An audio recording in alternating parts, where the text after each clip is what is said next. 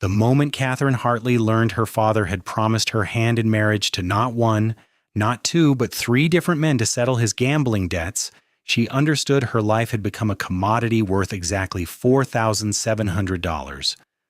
She stood in the dusty parlor of their small ranch house outside Abilene, Kansas, in the summer of 1878, staring at the three pieces of paper her father had laid on the scratched wooden table with trembling hands, each one bearing a different man's name and a different amount owed.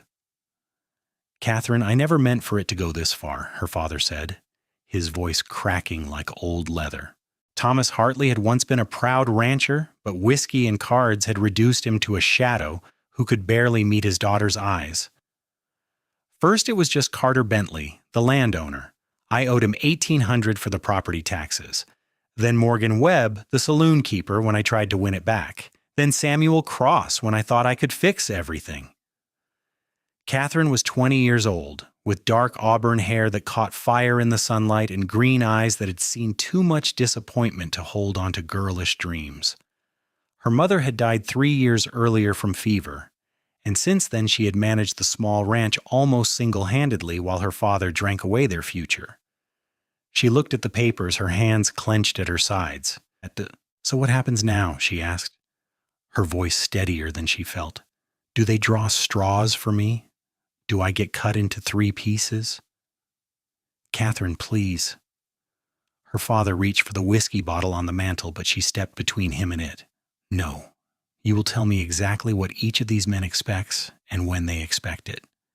Thomas slumped into his chair. "Carter Bentley says he will come to collect you in 3 days. He is bringing a preacher. Morgan Webb says if you are not his wife by week's end, he will take the ranch and everything on it. Samuel Cross, well, he is the worst of them. He says he owns you already and will come whenever he pleases."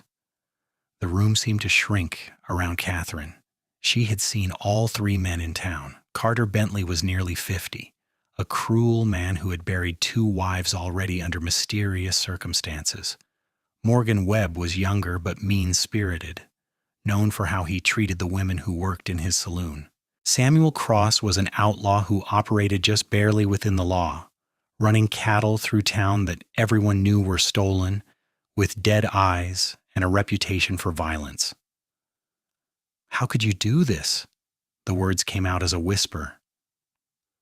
"How could you promise me to 3 different men?" "I kept thinking I could win, that I could pay them back before anyone came collecting." Her father's face crumpled. "I'm so sorry, Catherine. I'm so sorry." She turned away from him, unable to bear his weakness another moment. Through the window, she could see the dusty road that led to town, the brown grass that surrounded their struggling ranch, the endless Kansas sky that suddenly felt like the lid of a coffin closing over her future. She had worked so hard to keep this place running, to maintain some dignity, and now she was being traded like livestock. That night, Catherine lay awake in her small bedroom, listening to the wind rattle the shutters and her father's drunken snoring from the next room. She had thought about running, but where would she go? She had no money, no family except her worthless father, and in 1878 Kansas, a woman alone had few options that did not lead to desperation or worse. The 3 names circled in her mind like vultures: Bentley, Webb, Cross, 3 men who saw her as property, as a debt settled. She must have finally fallen asleep near dawn because she woke to the sound of horses and voices. Her heart seized, thinking one of the 3 had come early. But when she looked out, she saw her father talking to a stranger by the fence. The man sat tall in his saddle, on a handsome bay horse, wearing a dark hat and a long duster coat despite the summer heat. Even from her window, Catherine could see he carried himself differently than most men who passed through, with a quiet confidence that needed no swagger. She dressed quickly in her simple blue calico dress and came outside, her boots crunching on the dry earth. As she approached, the stranger turned to look at her, and she felt something shift in the air between them. He was perhaps 27 or 28, with sun-weathered skin, dark hair that touched his collar, and eyes the color of tobacco. There was a scar above his left eyebrow, and his jaw was shadowed with several days' stubble. He was handsome, but more than that, there was something in his gaze that made her feel like he actually saw her, not just a woman or a debt or a thing to be owned. "Catherine, this is James Colton," her father said, his voice nervous.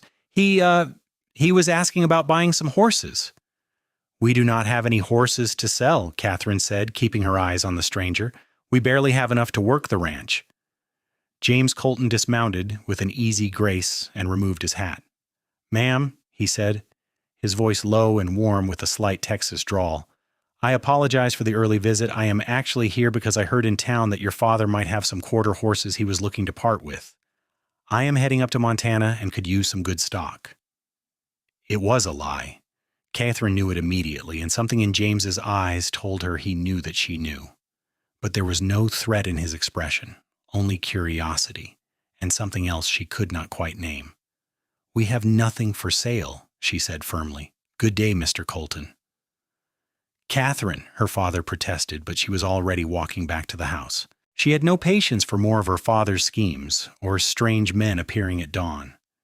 Through the window, she watched James Colton speak with her father for a few more minutes before mounting his horse and riding away. He looked back once toward the house, and even though Catherine had stepped away from the window, she felt certain he knew she was watching. Later that afternoon, Catherine rode their aging mare into Abilene to buy supplies. The town was bustling with the usual chaos of a Kansas cattle town, drovers and cowboys filling the streets, the sound of piano music drifting from the saloons even in daylight. She kept her head down, trying to avoid attention, but as she tied her horse outside the general store, she felt someone watching her. Morgan Webb stood on the porch of his saloon across the street, his arms crossed over his substantial belly, a cigar clamped between his teeth. When he saw her looking, he smiled, showing yellow teeth, and made a show of pulling out his pocket watch and tapping it. "Time is running out," the gesture said. Catherine felt her stomach turn and hurried into the store. She was gathering flour and coffee when she heard women whispering near the fabric bolts. "Did you hear? Thomas Hartley promised his daughter to 3 different men. Can you imagine? Those poor men thinking they were getting a bride, and now what? There will be blood over this, mark my words. I heard Carter Bentley is furious. He paid the most, you know. $1,800. He thinks he has first claim. And Samuel Cross, well, he does not strike me as the type to accept disappointment. That girl should run while she still can." Catherine's face burned as she approached the counter with her goods. The shopkeeper, Mr. Morrison, was a kind man who had known her mother. He rang up her purchases quietly and said in a low voice, "I am sorry for your troubles, Miss Hartley. Your mother was a good woman. She would not have wanted this for you." "No, she would not have," Catherine said, fighting back tears. "Put it on our account, please." "Your account is already past due, miss. I am sorry, but I cannot extend any more credit." Catherine's humiliation was complete. She had to put back the coffee and some of the flour, leaving with barely enough to make biscuits for a week. As she came out of the store, she nearly collided with a man standing on the porch. She looked up, startled, and found herself face to face with James Colton. "Easy there," he said, his hands briefly steadying her shoulders before he stepped back respectfully. "You all right, ma'am?" "I am fine," she said quickly, moving past him, but he fell into step beside her. "I could not help but notice you seem troubled. If you need help—" "I do not need anything from you or any other man," Catherine said sharply, then immediately regretted her tone. It was not his fault. He was just being kind. "I apologize. That was rude. But truly, I should go." James looked at her for a long moment, and she had the unsettling feeling that he understood far more than she had said. "I was just going to get some lunch at the restaurant. Would you do me the honor of joining me? You look like you could use a decent meal. I could not possibly—" "I am new in town and would appreciate the company," he continued as if she had not spoken, "and the conversation. I find eating alone to be a lonely affair." There was something in his eyes, a kindness mixed with determination, that made Catherine hesitate. She was hungry. She had eaten almost nothing that morning from worry. And there was something about James Colton that made her feel for just a moment Like perhaps the world was not entirely full of men like her father, and the three who claimed to own her. "Just lunch," she said finally, "and then I must get home." The restaurant was a simple establishment but clean, run by a widow named Mrs. Patterson who served honest food. James held the chair for Catherine, another small gesture of respect that made her throat tighten. When was the last time a man had treated her like a lady instead of a workhorse or a commodity? They ordered steak and potatoes, and for a few minutes, they ate in silence. Catherine was intensely aware of the other diners watching them, the whispers that would certainly spread through town about Thomas Hartley's promised daughter eating lunch with a strange cowboy. Let them talk. Her reputation was already ruined anyway. "So why are you really here, Mr. Colton?" Catherine asked finally, setting down her fork. "We both know you were not looking to buy horses this morning." James met her gaze steadily. "You are right. I apologize for the deception. The truth is, I heard about your situation in the saloon last night. The whole town is talking about it." Catherine felt her face heat with shame. "Of course they are. It must be quite the entertainment." "I did not find it entertaining," James said quietly. "I found it infuriating. No woman should be bartered like property, especially not to settle a man's gambling debts. So I wanted to see for myself, to see if the rumors were true. And now you have satisfied your curiosity. I hope it was worth the ride out to our ranch." "That is not why I came." James leaned forward, his expression intent. "Miss Hartley, I want to help you." Catherine laughed, a bitter sound. "Help me? And what would you want in return? Should I be promised to a fourth man? Perhaps my father can get some whiskey money out of you too?" "I do not want anything in return." James's voice was firm. "I have some money saved. I could pay off those debts, all three of them. You would be free." Catherine stared at him, certain she had misheard. "You want to pay $4,700 to free me from these men? You do not even know me. Why would you do such a thing?" James was quiet for a moment, turning his coffee cup in his hands. 5 years ago, my sister found herself in a similar situation. Different circumstances, but the same result. Men who thought they owned her, who thought her worth was measured in dollars. I was away working a cattle drive up north, and I did not get back in time. By the time I returned, she had married one of them to protect our family from losing everything. He was not kind to her. She died 2 years later, and I have spent every day since wishing I had been there to help her, to give her a choice. The raw pain in his voice made Catherine's eyes sting with tears. "I am so sorry for your loss. But Mr. Colton, $4,700 is a fortune. You cannot just give that away to a stranger. I have been working cattle drives and doing ranch work for 10 years, saving almost everything. I have no family left, no wife, no children. The money sits in a bank in Dodge City doing nothing. I would rather use it to help someone who needs it than let it gather dust." He looked directly at her. "Let me do this, Miss Hartley. Let me give you a choice." Catherine's mind was spinning. It was too much, too incredible. Men did not help women out of simple kindness, not in her experience. What would people say? What would those 3 men do when they found out? They might come after you, especially Samuel Cross. He is dangerous. "Let me worry about that." James's jaw was set with determination. "All you need to worry about is what you want to do with your life once you are free of them." She wanted to believe him. God, how she wanted to believe that someone in this world might actually help her without wanting something in return. But years of disappointment had taught her to be cautious. "Why should I trust you?" "You should not," James said simply. "You do not know me. I am just a stranger who walked into your life yesterday, but I am asking you to take a chance. If you do not, what happens in 2 days when Carter Bentley comes with his preacher? What happens when the other 2 find out?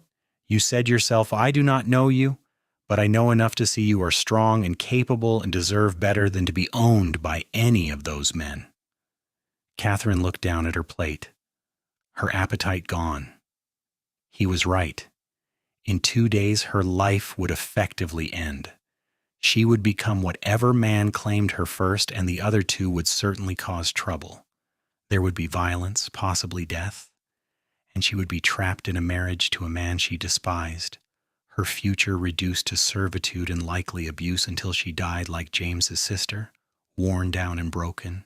If you paid the debts, she said slowly, what would stop my father from just gambling more, from promising me to someone else? James considered this. That is a fair question. The only way to truly protect you would be if you were married to someone else, someone those men could not challenge. Catherine's heart sank. Of course. There it was, the real price. So you would pay the debts, and then I would owe you. I would have to marry you instead. I would pay the debts regardless, James said. But yes, if you married me, no one could contest your freedom. We could marry quickly today, even before any of those 3 men come to collect. Once we are legally wed, their agreements with your father would be void. And then what? You own me instead? James shook his head firmly. I do not want to own you, Catherine. If you married me, it would be in name only for your protection. We could go our separate ways after if that is what you wanted. I could help you get somewhere safe, somewhere you could start over. Or if you preferred, we could stay married but live separate lives. I would give you complete freedom to choose. Catherine studied his face, looking for the lie, for the trap. But all she saw was sincerity and a bone-deep sadness that matched her own. He had lost his sister to circumstances like these. He was trying to save someone else's sister, even if she was a stranger.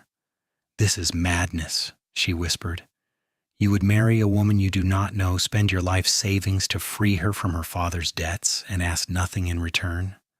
I would ask one thing, James said softly. Give me a chance, not now, not immediately. But once you are safe and free, give me a chance to court you properly, to let you know me and decide if perhaps there could be something real between us. If after a time you decide you want nothing to do with me, I will respect that. But let me try. Catherine's heart was pounding. It was insane. It was impossible. It was the most extraordinary thing anyone had ever offered her. And yet what choice did she really have? Marry James Colton and have a chance, however slim, at a real future? Or wait for Carter Bentley or Morgan Webb or Samuel Cross to claim her like a piece of furniture? If I agreed to this, she said carefully, how would it work? Those men will not simply accept that their agreements are void. There will be trouble. Let me handle the trouble. I can take care of myself, and I will make sure you're protected. James's voice was steady, confident. We can ride to the courthouse right now, get married by the judge. Then I will go to each of those men and pay them what they are owed. The agreements will be settled, and you will be my wife, not theirs. My father? Your father will have to accept it. His debts will be paid. He will have no say in the matter. Catherine closed her eyes. Her whole life she had dreamed of marrying for love, of finding a good man who would cherish her the way her father had once cherished her mother, before the drink and the gambling. This was not that dream. This was a business arrangement, a rescue mission, a desperate gamble. But it was also a lifeline thrown by a stranger with kind eyes and a tragic past. All right, she said, opening her eyes and meeting James's gaze. I will marry you.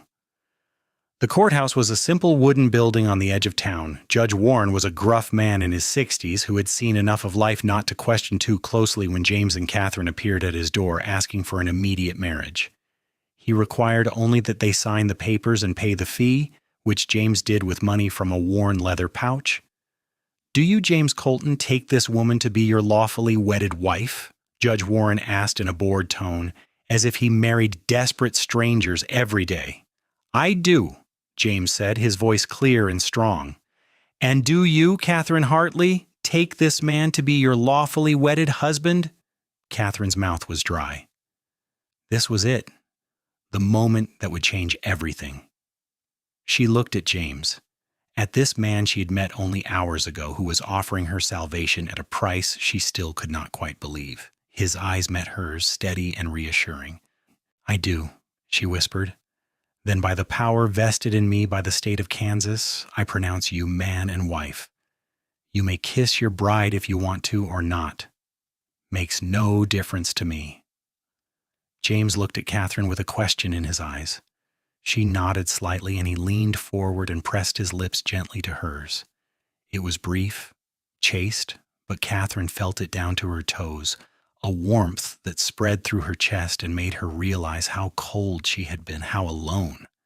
When they stepped out of the courthouse into the bright afternoon sun, Catherine was Catherine Colton.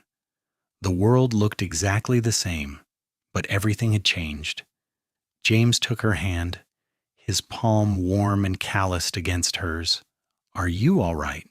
he asked quietly. "I do not know," Catherine answered honestly. "This does not feel real." "It is real. You are safe now. I promise you that." James squeezed her hand. "Now I need to go have some conversations with 3 men. I want you to wait here at the restaurant or the general store. Do not go home yet. I will come find you when everything is settled." "I should be there. My father—" "Your father is part of why you are in this situation. Let me handle this, please." Catherine wanted to argue, but the exhaustion of the past days was catching up with her. She nodded. "Be careful. Samuel Cross is dangerous." "I will be careful." James smiled at her, and it transformed his face, made him look younger, almost boyish. "I will see you soon, Mrs. Colton." He rode off down the dusty street, sitting tall in his saddle, and Catherine watched him go with her heart in her throat. She had just married a stranger. She had bet her entire future on a man she had known for less than a day. Either she was the smartest or the stupidest woman in Kansas, and she would not know which until James came back, if he came back. She went to the general store and waited, pacing between the barrels and shelves, while Mr. Morrison watched her with concern. An hour passed, then 2. Catherine's anxiety grew with each minute. What if the 3 men refused to accept the payment? What if they fought James? What if he was hurt or killed, and she was left even worse off than before, married to a dead man and still promised to 3 live ones?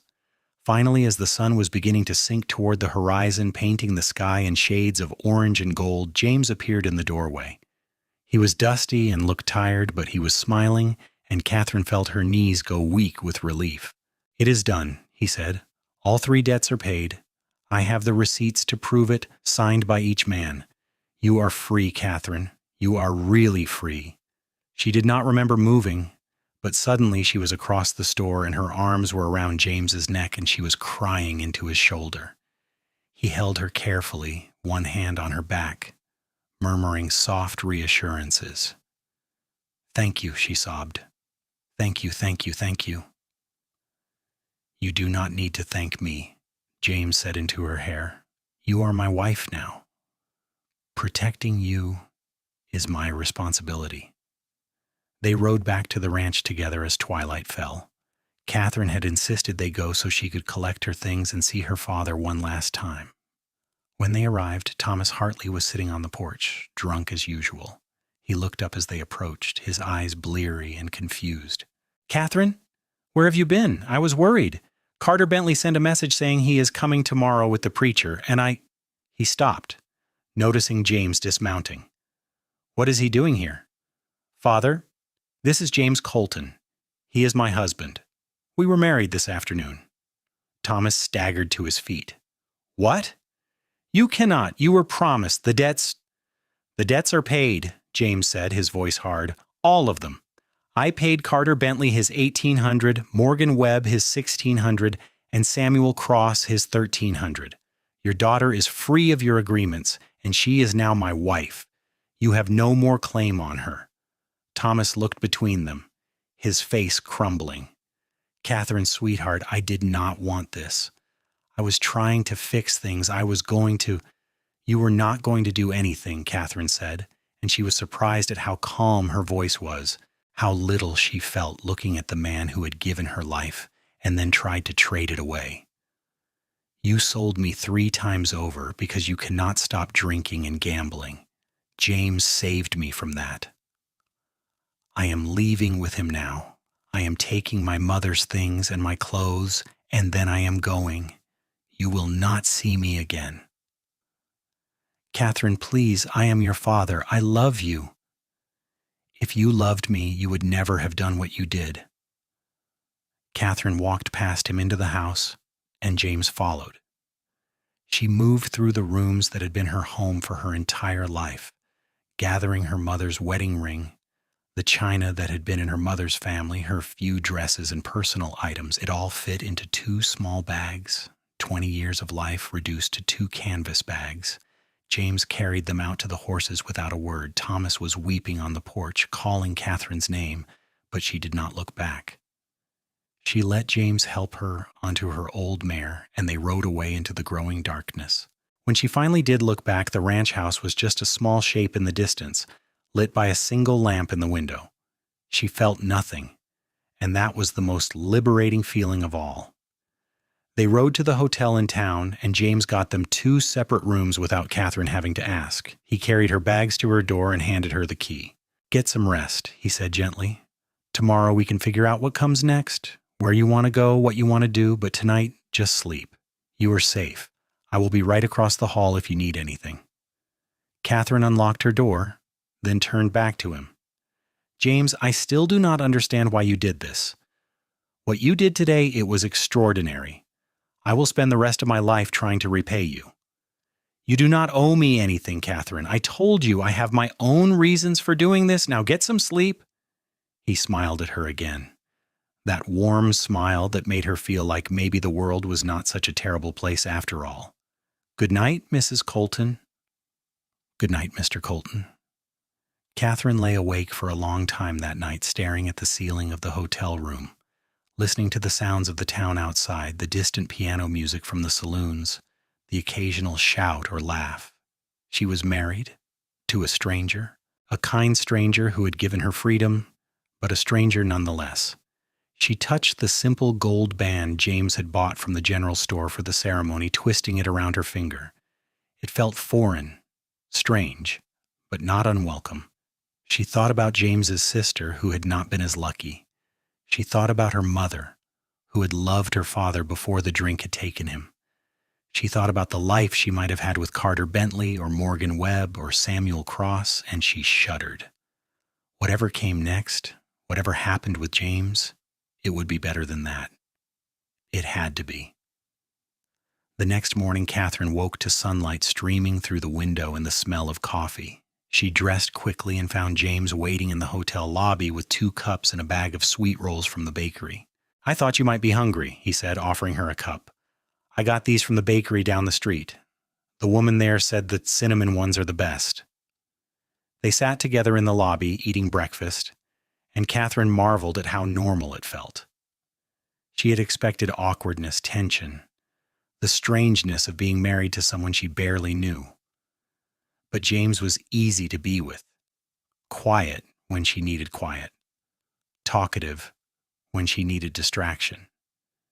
He told her about his life, about growing up in Texas, about the cattle drives he had worked, about the places he had seen.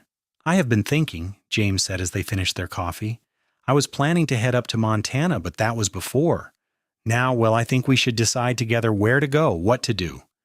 This is your life too, Catherine. You get a say.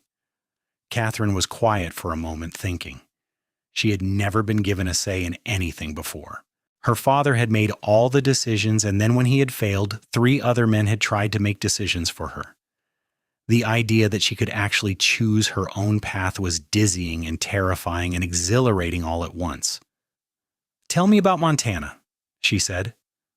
Why were you going there? James leaned back in his chair. There is land up there. Good land for ranching.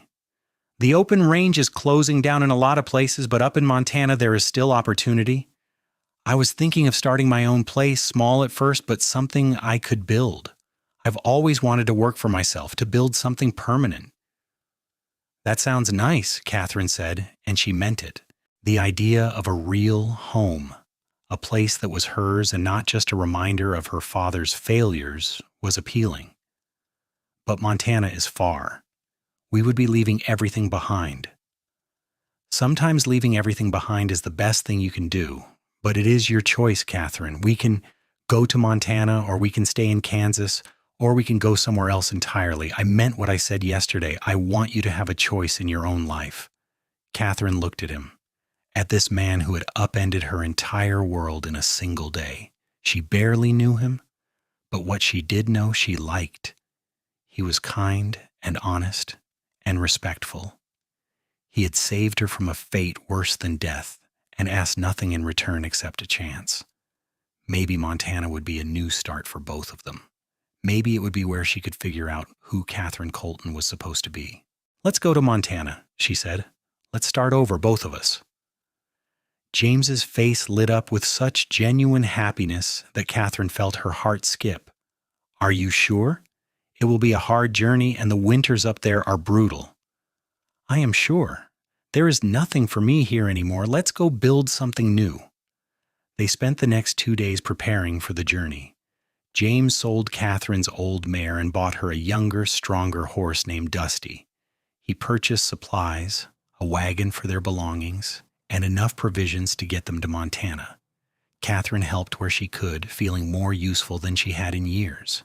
They worked together easily, and Catherine found herself watching James when he was not looking, noticing the way he treated everyone with respect, from the stable boy to the shopkeeper. He was a good man. She had married a good man. On their last night in Abilene, as they were loading the last of the supplies, a man appeared from the shadows, Samuel Cross. Catherine's blood ran cold. Cross was tall and lean, with a face like a knife blade and eyes that held no warmth at all. He had 2 men with him, both armed. "Heard you were leaving town," Cross said, his voice soft and dangerous. "Thought I would come say goodbye to my fiancée." "She is not your fiancée," James said, stepping between Catherine and Cross. "She is my wife. I paid your debt. We have no business with you." "See, that is where you are wrong, Cowboy. I do not care about the money. I wanted the girl, and I do not appreciate being cheated out of what is mine." "She was never yours," James said, his hand resting casually on the gun at his hip.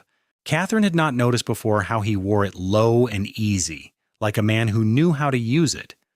"Walk away, Cross. There's no need for trouble here." Samuel Cross smiled, showing teeth. "Oh, I think there is. I think you need to learn a lesson about taking what does not belong to you." What happened next happened so fast that Catherine barely saw it. Cross reached for his gun, and James drew and fired in one smooth motion. The shot echoed through the street, and Cross stumbled back, his gun falling from his hand. He clutched his shoulder, blood seeping between his fingers, his face twisted with shock and pain. The 2 men with Cross raised their hands immediately. "We do not want trouble," one of them said quickly. "We were just hired hands. We are out of here." James kept his gun trained on Cross. "Get him to a doctor. And if I see any of you again, I will not aim for the shoulder. We are leaving town tomorrow, and this is finished. Understood?" Cross was gasping with pain, but he managed to nod. His men half carried, half dragged him away into the darkness. James holstered his guns and turned to Catherine, his face tight with concern. "Are you all right? I am sorry you had to see that. I hoped it would not come to this." Catherine was shaking, but not from fear, from relief. "You saved me again. If you had not been here, if I had been alone." "You are not alone," James said firmly, taking her shoulders gently. "You will never be alone again. I am your husband, and I will protect you. Always. I promise you that." Catherine looked up into his eyes and felt something shift inside her chest. This man, this near stranger, had defended her without hesitation. He had put himself in danger for her. Twice now he had saved her, and both times he had asked nothing in return. Maybe it was the adrenaline or the emotion of the past days, or simply that her heart was tired of being afraid. But in that moment, looking at James Colton in the dusty street with the smell of gunpowder in the air, Catherine realized she was falling in love with her husband. They left Abilene before dawn the next morning, as the sky was just beginning to lighten in the east. Catherine rode Dusty alongside the wagon James drove, and with each mile they put between themselves and that town, she felt lighter. They headed north and west, through Kansas, and into Nebraska, following the trails that countless cattle drives had worn into the earth. The journey was long and hard. They traveled through summer heat that made the air shimmer and dance, through thunderstorms that turned the plains into mud, across rivers swollen with snow melt.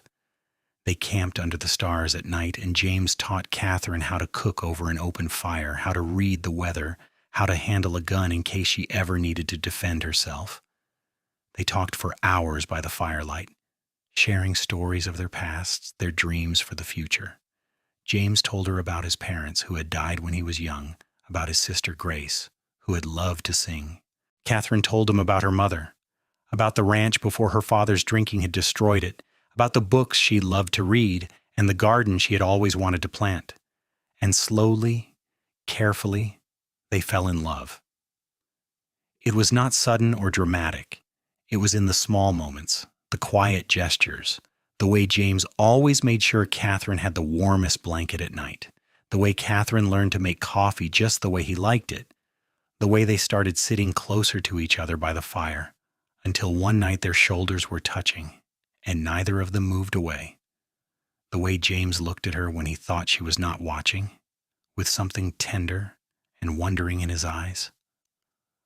One night, about 3 weeks into their journey, they were camped by a stream in Wyoming territory. The stars were so bright and numerous that the sky seemed crowded with light. They had finished dinner and were sitting by the fire, and Catherine was acutely aware of James beside her, the warmth of him, the solid presence. "Can I ask you something?" Catherine said quietly. "Anything." "Do you regret it? Marrying me, spending all your money, changing all your plans?"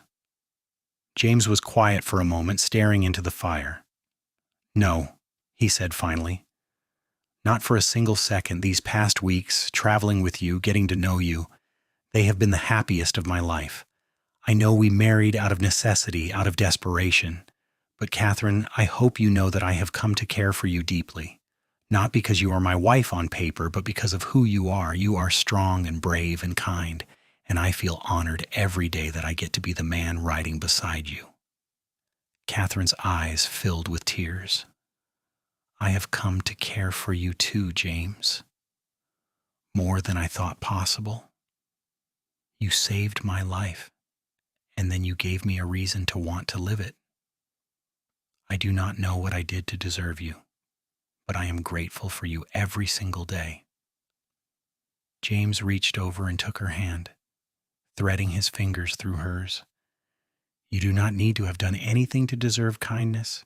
Catherine, you deserve it simply because you exist, because you are you. I wish I could have met you under different circumstances, could have courted you properly, taken you to dances and brought you flowers and all the things a woman should have, but I cannot change the past. All I can do is try to give you a good future." "You already have," Catherine whispered. She leaned toward him, and he leaned toward her, and they kissed under the Wyoming stars. This kiss was different from the one in the courthouse, not a formality or an obligation. This kiss was real and deep and full of promise. When they finally pulled apart, Catherine was breathless and smiling. "I love you, James Colton," she said. "I know it is fast. I know we have only known each other a few weeks, but I do. I love you. I love you too, Catherine Colton." James cupped her face in his hands, his thumbs brushing away the tears on her cheeks. "I think I started loving you the moment I saw you that first morning, standing in your yard looking so fierce and proud despite everything you were facing. You are the most remarkable woman I have ever known." That night, they moved their bedrolls together, and Catherine fell asleep in her husband's arms for the first time. She felt safe and cherished and loved in a way she had never experienced before. The past, with all its pain and fear, seemed very far away. The future, uncertain as it was, no longer seemed frightening. She had James, and he had her, and that was enough. They reached Montana in late August, as summer was beginning to turn toward fall. The landscape was different from Kansas, with rolling hills covered in golden grass, mountains rising in the distance like sleeping giants, and a sky that seemed even bigger and bluer than anywhere Catherine had ever seen. James found a piece of land for sale near a town called Sweetgrass, and they bought it with what remained of his savings. It was not much, just 160 acres with a creek running through it and a view of the mountains, but it was theirs. They built their first house together, a small cabin of logs and sod. It was hard work, but they worked side by side. Catherine learning to notch logs and chink walls while James did the heavy lifting. They worked from sunup to sundown, and at night they fell into bed exhausted but happy, wrapped in each other's arms. By the time the first snow fell in October, they had 4 walls, a roof, a fireplace, and a real bed that James had built with his own hands. "It is not much," James said as they stood outside admiring their work, "but it is home." "It is perfect," Catherine said, meaning it. The cabin was small and rough, but it was theirs, built with their own hands and their own sweat. No one could take it from them. No one owned them. They were free. That first winter in Montana was hard. The snows came heavy and deep, and the cold was like nothing Catherine had ever experienced, but they had stocked up on supplies and firewood, and the cabin stayed warm. They spent the long evenings by the fire, James carving and Catherine sewing, talking about their plans for the ranch when spring came. They would get cattle, James said, start with a small herd and build from there. Catherine wanted chickens and a garden. They planned and dreamed and made love while the wind howled outside, and Catherine had never been happier. In the spring, they bought their first cattle, 20 head to start. James worked from dawn to dusk, and Catherine worked beside him, learning to rope and brand and herd. It was backbreaking work, but they were building something together, creating a life and a future. Their nearest neighbors were the Andersons, a family with 3 children who lived 5 miles away, and they became fast friends. Mary Anderson taught Catherine how to churn butter and preserve fruit, and her husband Tom helped James with the heavier ranch work. By their first anniversary, Catherine was pregnant. She told James one evening in June, as they sat on the porch watching the sunset paint the mountains purple and gold. He had been talking about maybe expanding the herd, buying some more land, and she had waited for him to finish before taking his hand and placing it on her still flat belly. "We are going to have a baby," she said softly, "in the winter, around January." James stared at her, his eyes wide, and then his face broke into the biggest smile she had ever seen. He swept her up in his arms, spinning her around despite her laughing protests, and then set her down gently as if she was made of glass. "A baby," he kept saying. "We are going to have a baby. Catherine, you have made me the happiest man in Montana in the whole world." The pregnancy was not easy. Catherine was sick for the first few months, and as she grew larger, the work on the ranch became harder. But James was attentive and protective, taking on more of the burden himself and making sure she rested. He talked to the baby every night, his hand on Catherine's belly, telling their child about the ranch and the mountains and all the things they would do together. Their son was born on a freezing January night in 1880, during a blizzard that had trapped them in the cabin for 3 days. Mary Anderson had come to stay with them for the birth, and she helped Catherine through the long, difficult labor while James paced outside, frantic with worry. But when he finally heard the baby's cry and Mary called him in, all his fear evaporated. He looked at Catherine, exhausted but glowing, holding their tiny son, and he fell in love all over again. They named him Matthew Thomas Colton, Matthew for James's father and Thomas for Catherine's. He had James's dark hair and Catherine's green eyes, and he was perfect. "Hello, little man," James whispered, holding his son for the first time with tears streaming down his face. "Welcome to the world. Your mother and I have been waiting for you." Catherine watched her husband with their son, and she thought about how far she had come from that desperate girl in Kansas who had been promised to 3 different men. That girl had been saved by a kind cowboy who had asked only for a chance.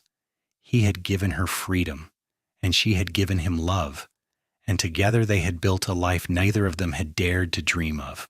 The years passed, filled with hard work and harder winters, but also with joy and love and laughter. The ranch grew from 20 head of cattle to 50 to 100.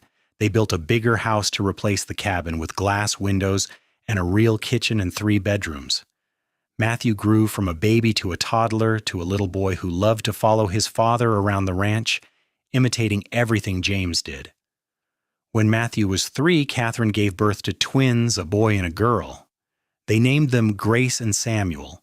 Grace for James's sister and Samuel because Catherine said she wanted to take that name back, to make it mean something good instead of something that gave her nightmares.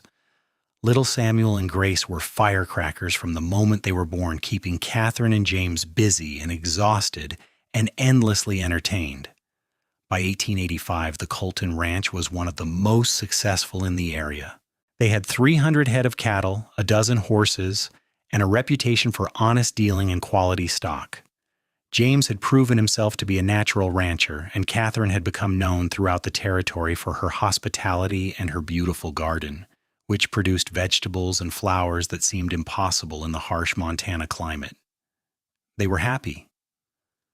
Some nights, after the children were in bed and they sat together on the porch watching the stars, James would take Catherine's hand and say, "I cannot believe this is our life. I cannot believe how lucky I am." And Catherine would lean her head on his shoulder and think about that day in Abilene when a stranger had walked into her life and changed everything. She thought about how close she had come to a very different fate, and she would squeeze James's hand and say, "I am the lucky one." One evening in the spring of 1886, when the children were playing in the yard and Catherine was helping James mend a fence, a rider appeared on the road to the ranch. Catherine's heart clenched instinctively, old fears rising up. But James squeezed her hand reassuringly. "I will see what he wants," James said. "You stay with the children." But as the rider got closer, Catherine saw he was just a young man, maybe 20, dusty from travel and looking nervous. James met him at the gate, and they talked for a few minutes. Catherine watched anxiously until James waved her over. "Catherine, this is Billy Walker. He says he heard we were hiring ranch hands. He's looking for work." Billy tipped his hat to Catherine politely. "Ma'am, I know it is forward of me to just show up like this, but I'm a hard worker, and I have experience with cattle. I can provide references if you need them." Catherine studied the young man. He had honest eyes and a respectful manner. Something about him reminded her of James when she had first met him. That same quiet desperation mixed with determination. "Where are you from, Mr. Walker?" "Texas, ma'am. I've been working my way north trying to save up enough to start my own place someday."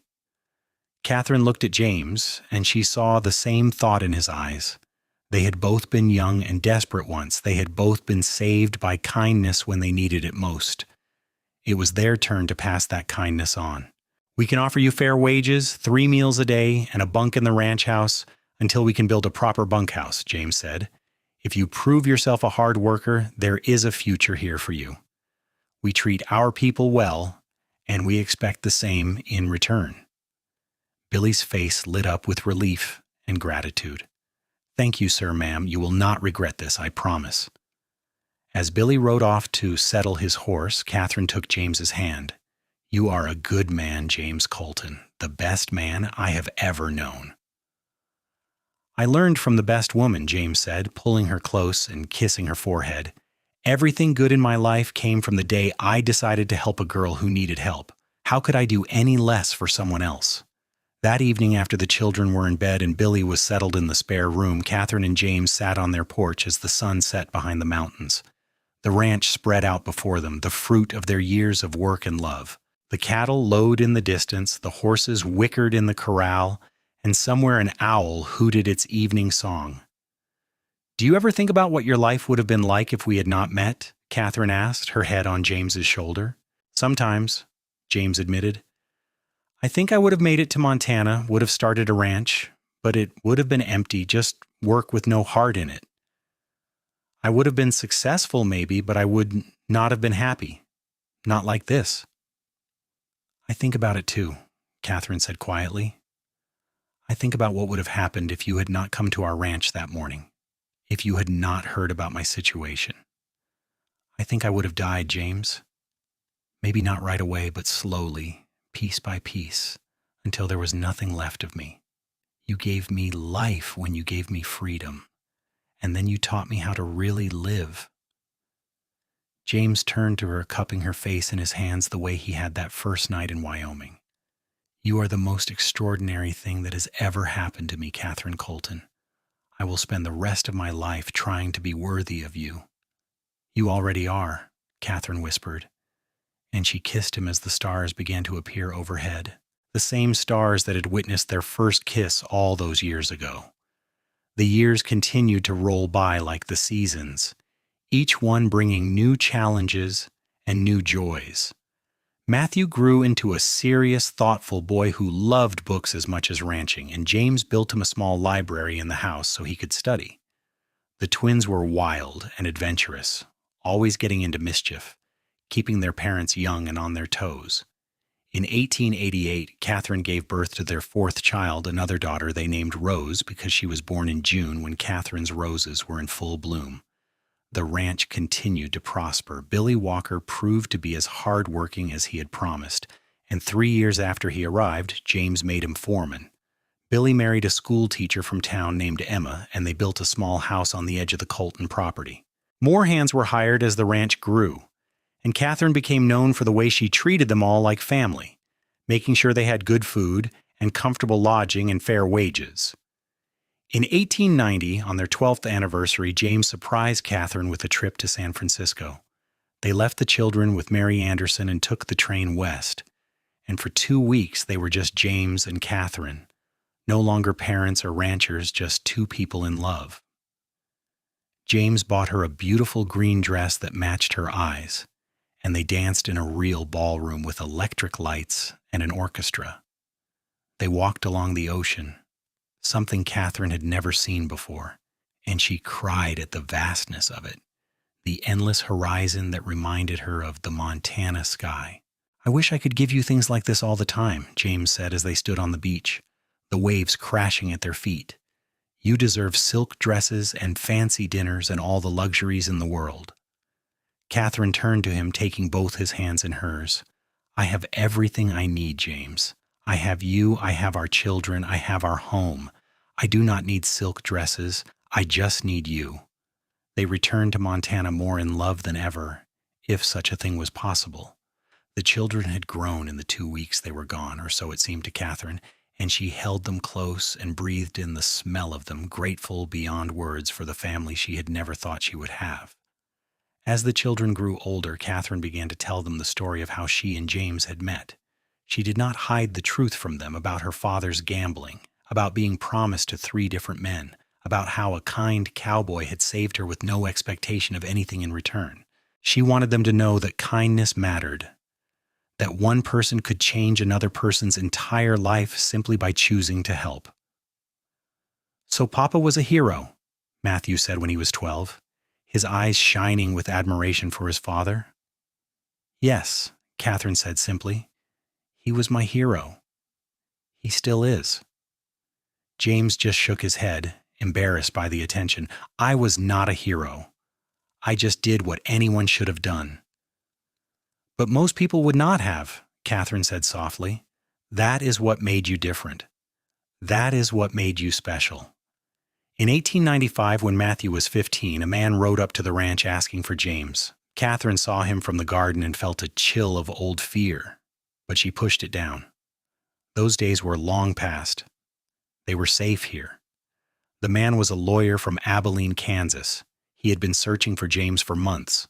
Catherine's father, Thomas Hartley, had died the previous year, and he had left everything he owned to Catherine. The lawyer handed James a letter, yellowed with age, that Thomas had written years ago but never sent. That night, after the children were in bed, Catherine opened the letter with shaking hands. James sat beside her, his arm around her shoulders as she read her father's words. The letter was full of apologies, of regret, of self-recrimination. Thomas wrote that he had stopped drinking the day Catherine left, that he had spent the rest of his life trying to atone for what he had done to her. He had kept the ranch going, barely, and had put money aside for Catherine whenever he could. It was not much. The letter said maybe $300 and the ranch itself, but it was all he had. He hoped someday she might forgive him. He hoped she had found happiness. He loved her, and he was sorry. So sorry for everything. Catherine cried as she read it, great heaving sobs that shook her whole body. James held her close, saying nothing, just being there the way he always was. When she finally calmed down, she looked up at him with red, swollen eyes. "I hated him for so long," she whispered. "I thought I had stopped caring. But reading this, knowing he tried to change, knowing he regretted what he did, it hurts all over again." "He was your father," James said gently. "You are allowed to feel however you feel about him. There is no right or wrong in this." "Can you forgive someone who is already gone?" Catherine asked. "Does it even matter?" "I think it matters for you," James said. "Not for him, but for you. Carrying around anger and pain, it does not hurt the person you are angry at. It only hurts you. If you can forgive him, if you can let go of that hurt, then maybe you can find some peace." Catherine thought about this for a long time. Finally, she took the letter and walked outside into the cool Montana night. She looked up at the stars, the same stars she had looked at all those years ago when she was a frightened girl with no future. Then she looked at the ranch around her, the house she and James had built, the land they had made their own. She thought about her children sleeping inside, about the life she had created from the ashes of her father's failures. "I forgive you, Father," she said quietly to the night. "I hope you found peace. I hope you knew I was happy. Thank you for giving me to James, even if you did not mean to. He became the best thing in my life." She went back inside and burned the letter in the fireplace, watching the paper curl and blacken and turn to ash. The past was gone. Only the future mattered now. They sold the Kansas ranch to a young family trying to start over, giving them a fair price and generous terms. The $300 Catherine's father had saved, she put aside for the children's education. She had made her peace with her father's memory, and that was enough. The years marched on, each one a gift. Matthew went to college in the East, studying law, but he came back every summer to help with the ranch. The twins grew into their own people, Samuel becoming a skilled horseman who could break the wildest broncos, Grace developing a talent for painting that saw her pictures hung in galleries in Denver and San Francisco. Rose was the baby, adored by everyone, with a gift for music that filled the house with song. In 1900, on a warm summer evening, James and Catherine celebrated their 22nd anniversary. The children, all grown now or nearly so, had planned a party at the ranch. Friends and neighbors came from miles around, and there was music and dancing and more food than even Catherine's large family could eat. As the sun set, James asked Catherine to dance, and everyone cleared a space for them in the yard. They danced as they had in San Francisco, as they had at 100 barn dances and celebrations over the years, moving together as easily as breathing. Catherine looked up at her husband, his hair now streaked with silver, his face weathered by years of Montana sun and wind, and she thought he had never looked more handsome. 22 years, James said, smiling down at her. "How did we get so lucky?" "I do not think it was luck, Catherine said. "I think it was choice. You chose to help me. I chose to trust you. We chose to build this life together. Every day we keep choosing each other." "I would choose you 1,000 times over," James said. "In every life, in every world, I would always choose you." "And I would always choose you," Catherine whispered. As they danced, Catherine looked around at everything they had built. The ranch that spread for miles in every direction, the house full of love and laughter, the children who were growing into remarkable adults, the friends and neighbors who had become family. All of it had started with a desperate girl and a kind cowboy who had been willing to help a stranger. She thought about the men her father had promised her to, and she felt nothing, not even anger anymore. Carter Bentley had died years ago, she had heard, mean to the end. Morgan Webb had lost his saloon to debts and disappeared. Samuel Cross had recovered from the gunshot wound James had given him, but he had been killed in a shootout with a sheriff's deputy in Texas a year later. They were all gone, ghosts of a past that no longer had any power over her. What mattered was now, this moment, this life. The feel of James's arms around her as they danced, the sound of her children's laughter, the stars beginning to appear in the darkening sky, the absolute certainty that she was loved and safe and free. Matthew brought his future wife to meet them that fall, a smart, kind young woman named Sarah who made their son's face light up in a way that reminded Catherine of how James still looked at her. They were married the following spring in the garden Catherine had spent years perfecting. Surrounded by family and friends, and Catherine cried happy tears as she watched her firstborn start his own life. The twins left home in their own time, Samuel to start a horse ranch of his own in Wyoming, Grace to study art in Europe. Rose went to a women's college in the East, coming home for summers filled with stories of her classes and her friends and all the things she was learning. The house grew quieter, but never empty, because there were always visitors, always ranch hands and neighbors and friends stopping by. The Colton Ranch had become a place known for its hospitality and warmth, a reflection of the love that had built it. In 1905, Matthew and Sarah gave them their first grandchild, a little girl named Catherine Grace. When James saw Catherine holding their granddaughter for the first time, both of them named for her. He had to excuse himself to the porch where he stood with tears streaming down his face. Catherine found him there and took his hand. "What is wrong?" she asked, concerned. "Nothing is wrong," James said, his voice thick with emotion. "Everything is right, more right than I ever dreamed it could be. Look at what we built, Catherine. Look at this family, this legacy. It all started with one moment of choosing to help someone who needed it. And now there is this beautiful child carrying your name into the future. It is overwhelming." Catherine squeezed his hand. "We built it together, every bit of it. We chose each other, and we kept choosing each other. And this is what came of it. A life filled with love." They stood together on the porch, watching the sun set over their land, just as they had done thousands of times before. But this time felt different, heavier with meaning, with the weight of all the years and all the choices that had led them to this moment. More grandchildren followed as the years passed. Samuel married a rancher's daughter, and they had twin boys, strong and wild like their father. Grace married a fellow artist, and they had 3 children, all creative and bright. Rose married a doctor and settled in Helena, giving them 2 more grandchildren. The Colton family grew and spread, but the ranch remained the heart of it, the place where everyone came home for holidays and celebrations.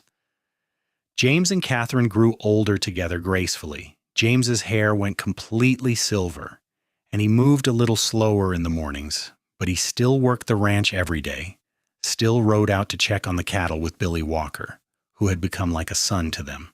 Catherine's hands became gnarled with arthritis, but she still tended her garden, still cooked enormous meals for anyone who showed up at their door. On their 40th anniversary in 1918, all their children and grandchildren gathered at the ranch for a celebration.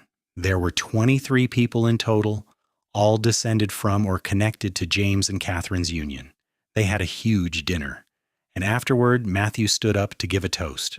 40 years ago, he said, his voice carrying over the crowd, a cowboy did something extraordinary. He saved a woman he did not know, asking nothing in return except a chance.